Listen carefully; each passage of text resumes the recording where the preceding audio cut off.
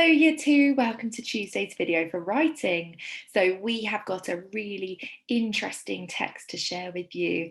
This is called Scott of the Antarctic. Now, although this text sounds like a story, it is in fact a non-fiction book. That means that the events, everything that's happened in this book are real. They have already happened. They were not made up. Real people have experienced this in real places.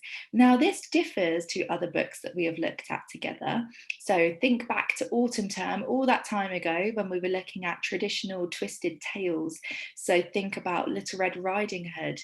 That, in fact, would have been a fiction book because that means that the story was made up. It was created by an author.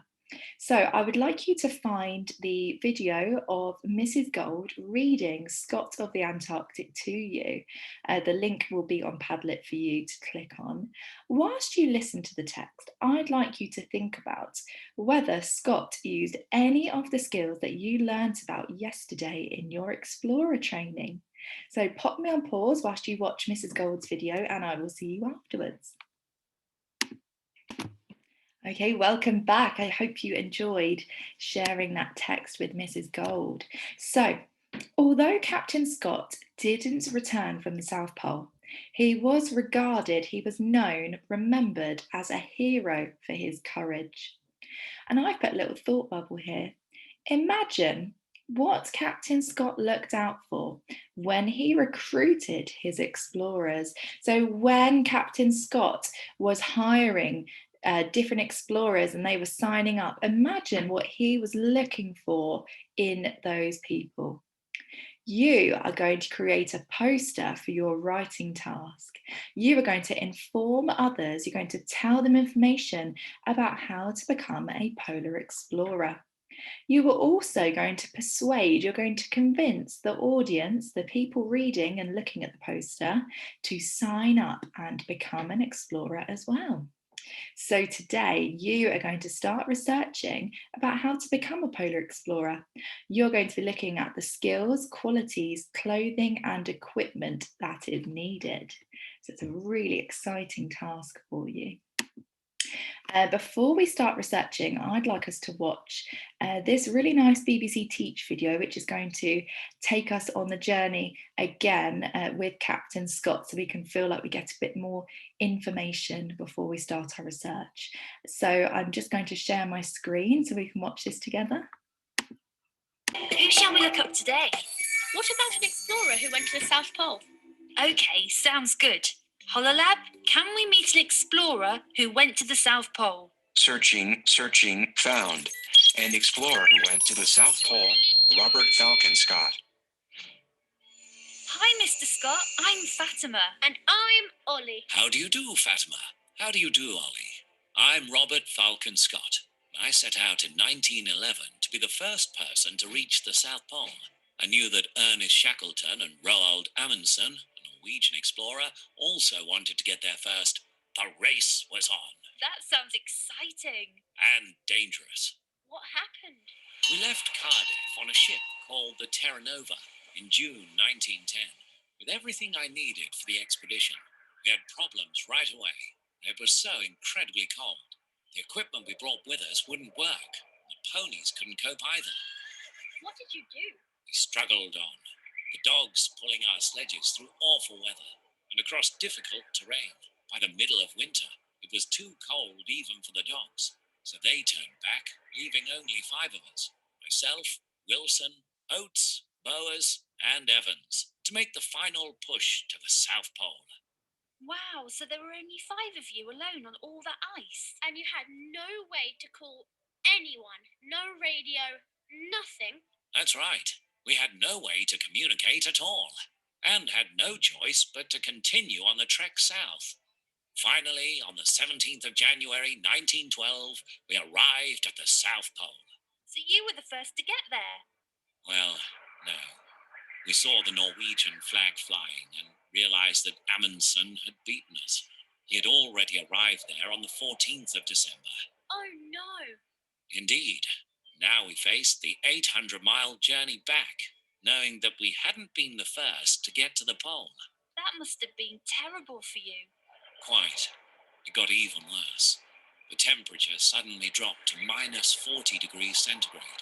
That's 45 degrees colder than the average winter temperature in the UK. Despite our insulating clothes made of canvas, wool, and reindeer fur, the weather had become so extreme that it was hard to move. This slow progress also meant we didn't have enough food. What happened? We lost Evans in mid-February. By March, Oates was very badly frostbitten and could not move very fast. Fearful he was holding us up, he bravely sacrificed himself in the hope we would survive. I'm just going outside. I may be some time.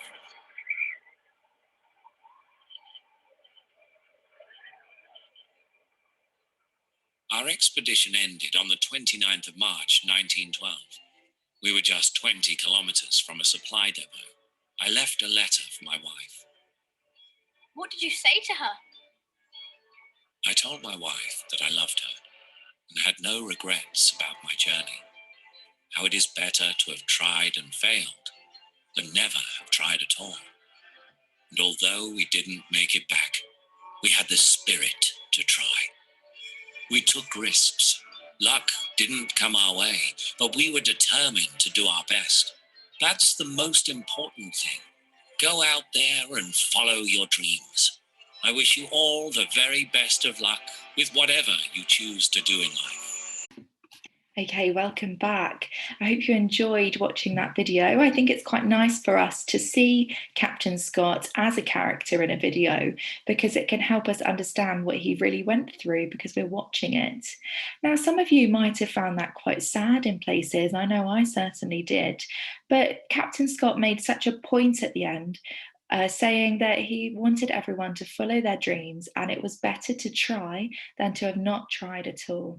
So that is certainly one of the reasons he is remembered as a hero. So he was really courageous and very, very brave. So next up, now that we've watched the video, we've had a really good look at the text, I'd like us to start planning what qualities are needed in an explorer. So we're going to do some freeze frames together, get some more drama out of you. So remember, a freeze frame is a still image, it's a dramatic image. So if I shouted freeze, you're going to freeze and I'm going to look at your body language and facial expressions to see what is happening. So looking at this example, we've got some people praying and looking quite worried and a girl looking very terrified here. So we are going to make some freeze frames based on the key points within Captain Scott's journey, and those are going to be on the next slides.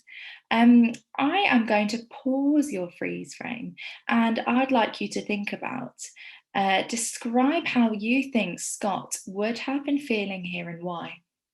And now, based on the feeling that you've just said, I'd like you to think about what quality, so characteristic, a trait, something that's personal to someone, what quality would an explorer need to have based on this?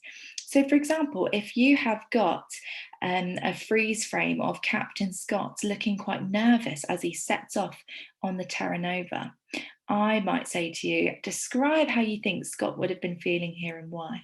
And you could say, I think he's feeling nervous because he's just set sail and he doesn't know what's going to happen on the journey. So if I asked you what quality, what characteristic or trait an explorer would need because of this, you might say that an explorer needs to be brave. They need to overcome their nerves. They need to be brave and carry on with their journey. So that's just an example of how this activity will work. So I'm going to take you through this. First up, I'd like you to create a freeze frame. You are starting the race to the South Pole. You are setting off from Cardiff on the Terra Nova. So that's a boat, and this is a real picture of the boat. You are setting sail. You might be feeling excited. You might be feeling nervous. I'd like you to create your freeze frame and talk to somebody at home. How do you think Scott was feeling? What quality do you think an explorer would need based on this? So pop me on pause whilst you're doing this. Okay, well done. I hope you've had a really interesting discussion there. It'd be great if you send some pictures in as well. So next up, another key point. You've set sail, you've arrived, and the mechanical sledges that you have failed. The wheels have stopped turning because it is far too cold. You thought that some modern technology was going to help carry you through. And unfortunately, the animals, so the horses, and the dogs are struggling in the cold weather. You've only just started your journey and you've already got some problems. Create a freeze frame. Have a think about how you are feeling. Are you a bit concerned, a bit worried because it's only the start of your journey? Or are you feeling optimistic, feeling hopeful? You're just going to move on from this problem. Pop me on pause whilst you do your freeze frame. Okay, great. So let's have a look at the next one. So you're on the journey. You haven't got the animals with you anymore. There are just 5 of you. You have got no means of communication. You aren't able to communicate with anybody else. And you are traipsing through the snow. Show me your freeze frame. Have a think about how you are feeling. And based on this, what quality is an explorer going to need? What traits, what characteristics do they need to carry on with this journey? So next, you have arrived at the South Pole. You have achieved what you set out to do. You have reached the South Pole. It's the 17th of January, 1912. How are you feeling now you have arrived? So put this into a freeze frame. Talk about your feelings and the qualities you will need. Oh dear, look what you've discovered. The Norwegians had arrived 1 month before you did.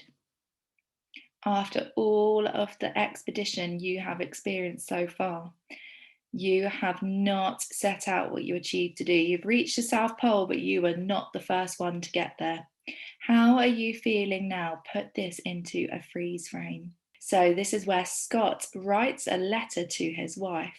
Now, although he said he's not going to make it through, his letter, let's remember, is full of hope and determination. He's telling others to follow their dreams. So, although he hasn't won, he didn't win the race to the South Pole, he still believes that he made the right choice to come out, and he wants other people to carry on fighting and do what they would like to do in life. So, have a think about your freeze frame here. There could be a few mixed ones, and think about how you are feeling and the qualities you're going to need as an explorer. Okay, really well done there. I think that's a really important activity to do because it's as if you've gone through the expedition yourself and you've been able to translate those feelings and emotions into qualities that are going to be needed in polar explorers. So well done for discovering the skills that polar explorers must have. Next up, I would like you to spend the rest of the time researching what else is needed to become a polar explorer. So I would like you to draw a picture of a polar explorer in the middle of your page and write your findings under the different headings around the pictures. So you've got qualities, clothing, equipment, and skills, and this is your polar explorer in the middle. You can use books, you can find some more videos or rewatch the video of Mrs. Gold or the BBC video. You might like to research on the internet safely with an adult. And you can just bullet point the research that you find here because it's a bit of a pre-plan, it's a step before we start planning tomorrow. So this research is going to build up the information that is going to go on your posters. Enjoy your research. We can't wait to see what you've done, and I will see you in tomorrow's video.